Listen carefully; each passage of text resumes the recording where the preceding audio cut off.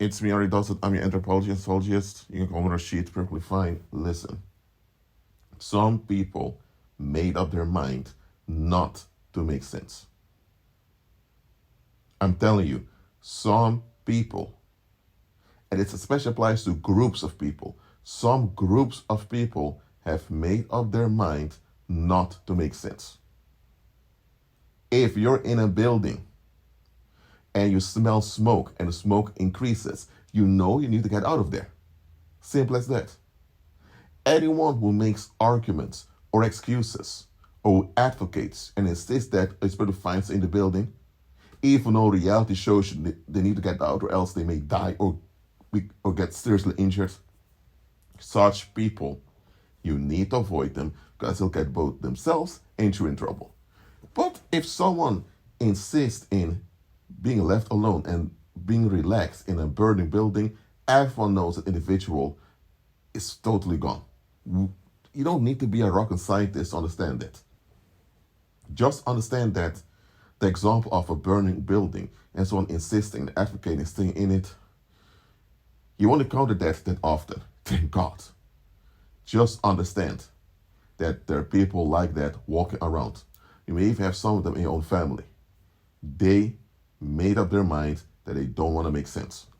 Why not? Because making sense means that you admit the facts and act according to the facts. That means facing yourself, face other people, and that means dealing with natural challenges and issues in life.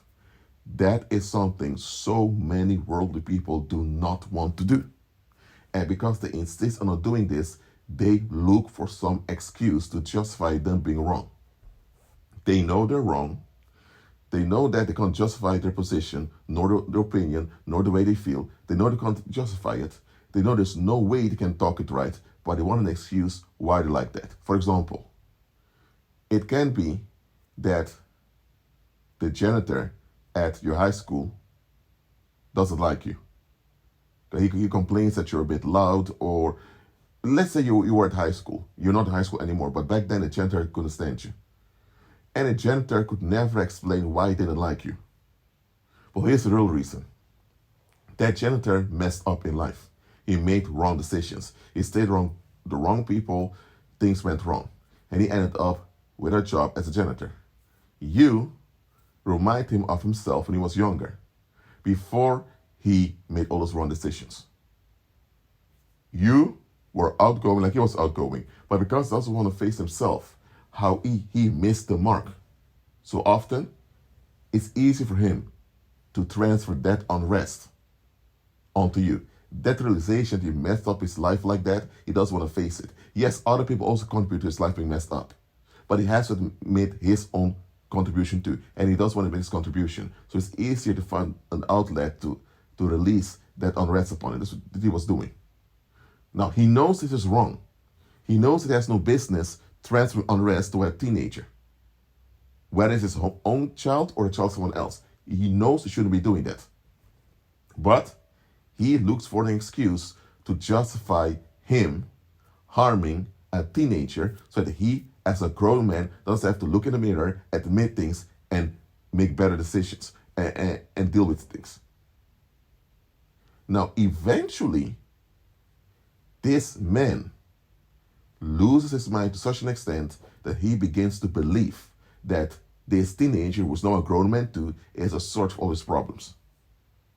When he reached this delusional point, get the hell out of there. You are not safe around this individual.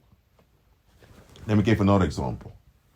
Let's say that someone decided to vote for a certain political party. But the political party they voted for never had a firm plan on what they intended to do after winning the elections. The only thing that political party said is, we need less migration. So the argument was a bit racial. And a lot of people caught on to it. But then you have people who deep down inside agree with the racist viewpoint of that political party, but they don't want to admit that it's because of the racist reason that they're voting for that party. They don't want to admit their own racial bias. So They act like, whoa, this political party wants to stop mass migration. And because we want to stop mass migration, this is going to be bad for us. We're going to have more jobs, this and that.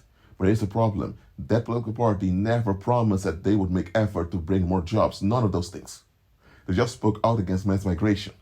So let's say people vote that political party. And miracle happens, the political party wins. And now they're in charge politically. And now things get worse in the country.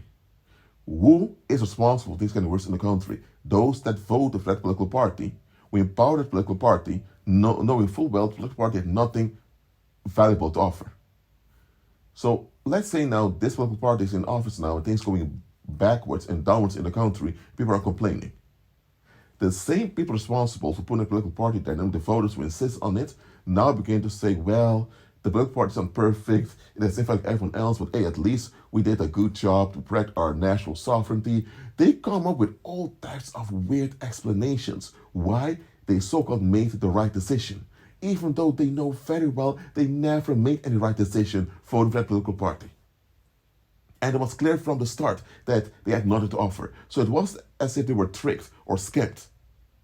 It was open and obvious that political parties only complaining about foreigners or migration or migrants. They were never really into delivering long-term value.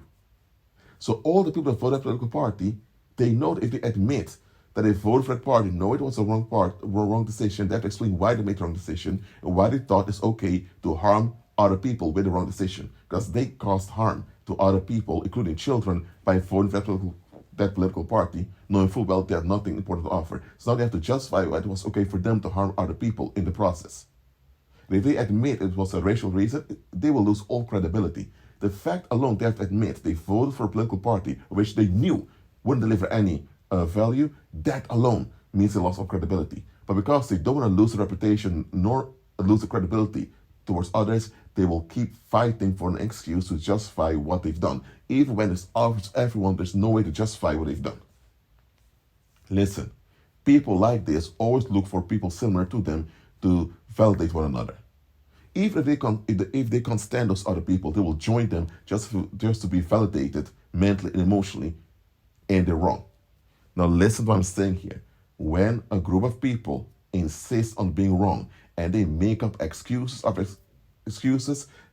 they go on and on the excuses on why they're wrong is right, let me tell you, do not waste any effort nor any time seeking to convince them. They know they're wrong. They don't need to be convinced. They know they're wrong, but they insist that the wrong was right.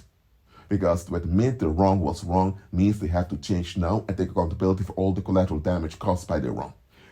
And they can't undo all the harm done by their wrong, but they can decide to be better people. And they know the wrong they've caused will be on record as long as they live. And they don't want people to call out their wrong in the future, just want to be left alone as if nothing ever happened. And because this is not likely to happen, that's why they're advocating for sympathy, for their viewpoint so much.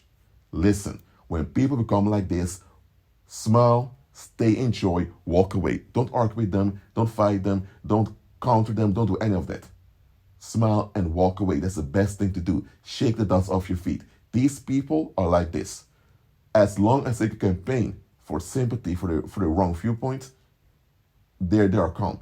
The moment they cannot escape anymore, nor the moment nobody puts up with their excuse anymore, that's the moment they lose the credibility. And the credibility is all they have. Once they lose the credibility and it's in their face, they will lose it. Because they have nothing left to lose, they don't care anymore about their own safety, nor the safety of others at all. They'll just go wild, rioting, stabbing, shooting people, jumping on people, committing vandalism. They'll look for fights. They'll even go to harm children. They don't care. They just lose it completely. Now, they're the ones who lose it completely because they insist on escaping.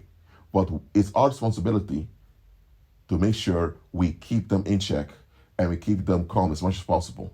But they're grown folks. I don't care that they're grown folks. We are responsible for our contribution. If they cling onto the darkness, we can't help them cling onto darkness, but we can limit the effect of darkness. That's what we should do. So do not unnecessarily trigger those delusional people. Because if you do trigger them, then it's going to be on you when they lose it. Yes, it's on them also, they're the ones losing it and causing harm, but it's on you too because you knew they were delusional. Why did you trigger them? So, again, when people insist on not making sense, hand them over to their fairy tale in a peaceful way. That's it for now. Keep on agreeing with Christ and be at peace.